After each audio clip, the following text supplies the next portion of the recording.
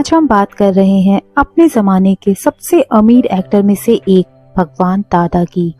इन्हें भारत का पहला डांसिंग सुपरस्टार भी कहा जाता है। भगवान दादा का जन्म 1 अगस्त 1913 को अमरावती में हुआ था। भगवान दादा का असली नाम भगवान आबाजी पालव था। इन्हें प्यार से लोग सिर्फ भगवान भी बोला करते थे। लेकिन जितनी भगवान दादा की लोकप्रियता थी, उतनी ही दर्द भरी इनकी कहानी है। दोस्तों, वीडियो पसंद आती है तो प्लीज इसे लाइक और चैनल को सब्सक्राइब जरूर करें। भगवान दादा के पिता मुंबई के एक टेक्सटाइल मिल में काम करते थे। उन्होंने खुद भी इसी मिल में मजदूर के रूप में काम किया, लेकिन वे सिनेमा को लेकर बहुत जुनूनी थे। उन्होंने साइलेंट फिल्मों में छोटी छोटी भूमिका से अपने एक्टिंग करियर की शुरुआत की। भगवान दादा ने अपने करियर की शुरुआत भले ही मूक फिल्म क्रिमिनल से की हो, लेकिन उसके बाद उन्होंने कई बोलती फिल्में की। उनकी पहली बोलती फिल्म हिम्मते मर्दा थी, जिसमें उनके साथ ललिता पवार थी। ये फिल्म साल 1934 में आई थी। इसके बाद भगवान दादा का सितारा ऐसा बुलंद हुआ कि उन्होंने एक के बाद एक हिट फिल्में दी। भगवान दादा की कड़ी मेहनत रंग लाई। लोग उनके काम करने के तरीके से प्रभावित होते थे। आम लोगों, खासकर मजदूरों के बीच उनके द्वारा निभाए गए साधारण किरदार काफी पॉपुलर हुए।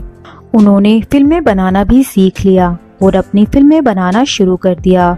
भगवान दादा ने जागृति पिक्चर्स नाम से खुद का प्रोडक्शन हाउस शुरू किया और फिर 1947 में उन्होंने चैम्बूर में जागृति स्टूडियो की स्थापना की। उन्होंने फिल्म अलबेला का निर्देशन और निर्माण किया, जो कि सुपर हिट रही। फिल्म 50 सप्ताह से ज्यादा सिनेमा घरों में चली।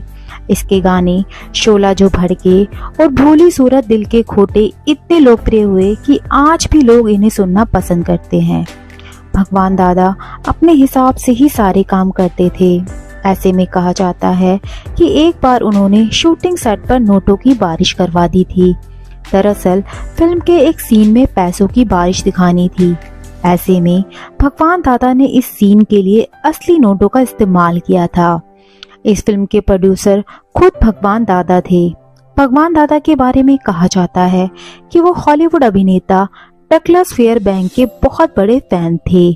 डगलस से इंस्पायर होकर ही भगवान दादा भी खुद अपने एक्शन सीन्स करते थे, ना कि बॉडी डबल का इस्तेमाल करते थे। कहते हैं कि उनके द्वारा किए गए स्टंट इतने असली लगते थे कि राज कपूर तो उन्हें इंडियन डगलस कहकर पुकारते थे। भगवान दादा को सफलता और शोहरत मिलती जा रही थी। उन्होंने मुंबई के पॉश इलाके में सी फेसिंग बंगला खरीद लिया, जिसमें 25 कमरे थे।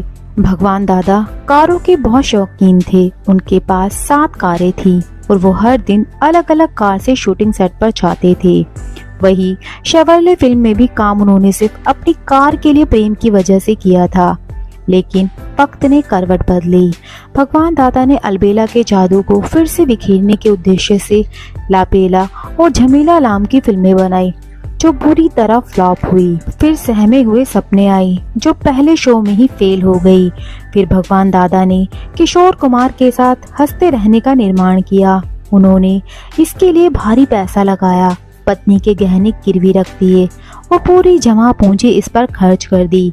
लेकिन किशोर कुमार के नखरों के कारण भगवान दादा को यह फिल्म बीच में ही बंद करनी पड़ी।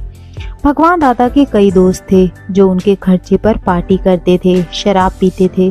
धीरे धीरे उन्होंने भी उनका साथ छोड़ दिया। आर्थिक तंगी से जूझ रहे भगवान दादा को अपना बंगला और कारें बेचनी पड़ी। पूरा परिवार दादर के एक चौल के 2 कमरों में रहने लगा। अंतिम वक्त में भगवान दादा का ख्याल उनकी अविवाहित बेटी और छोटे बेटे का परिवार रख रहा था। 5 दशक तक फिल्म इंडस्ट्री पर राज और 600 से ज्यादा फिल्में करने वाले भगवान दादा का निधन 4 फरवरी 2002 को दादर के चौल में गरीबी से लड़ते हुए हुआ। दोस्तों, आपका इस बारे में क्या कहना है? आप हमें कमेंट करके जरूर बताइएगा। और अगर आपको ये वीडियो पसंद आती है तो प्लीज इसे लाइक और चैनल को सब्सक्राइब जरूर करिएगा।